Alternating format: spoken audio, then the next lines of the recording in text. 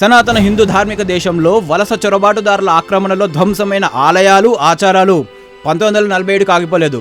వారి వారసులు సెక్యులరిజం అనే రంగు వేసుకొని పొలిటీషియన్స్ అనే మరో పేరుతో ఇంకా ఈ దేశాన్ని నాశనం చేస్తున్నారు.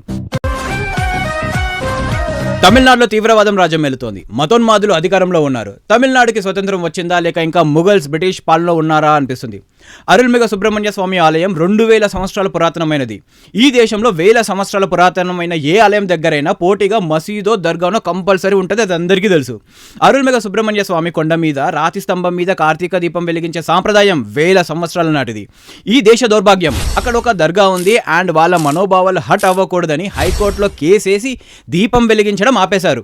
భక్తులు సుప్రీంకోర్టుకి వెళ్తే 1000 ఏళ్ల ఆచారం అలా ఎలా ఆపేస్తారు అని దీప ప్రజ్వలన చేసుకోవచ్చని తీర్పిచ్చింది. సరే, సుప్రీంకోర్టు చెప్పింది కదా అని గుడికి వెళ్తే సాక్షాత్తు సుప్రీంకోర్టు ఆదేశాలని ఎంట్రుక కింద పెట్టి తమిళనాడు గవర్నమెంట్ భారీ బందోబస్తు, పోలీస్ బందోబస్తు పెట్టి దీపం వెలిగించే కార్యక్రమాన్ని అడ్డుకున్నారు.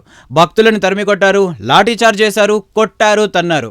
అక్కడి గవర్నమెంట్కి సుప్రీంకోర్టు ఆదేశాలు కూడా వర్తించవు. ఇది contempt of court, contempt of secularism. సనాతన హిందూ ధార్మిక దేశంలో వలస చొరబాటుదారుల ఆక్రమణలో ధ్వంసమైన ఆలయాలు ఆచారాలు 1947 ఆగిపోలేదు. వారి వారసులు సెక్యులరిజం అనే రంగు వేసుకొని పొలిటీషియన్స్ అనే మరో పేరుతో ఇంకా ఈ దేశాన్ని నాశనం చేస్తున్నారు. మరి ప్రజలు ఏం చేస్తున్నారు? ఓటేసి రాత మార్చుకోవచ్చు కదా అంటే వాడే మంచోడైతే వీడెందుకు గద్దెనెక్కుతాడు? వాళ్ళ కర్మ వీడి ప్రాప్తం.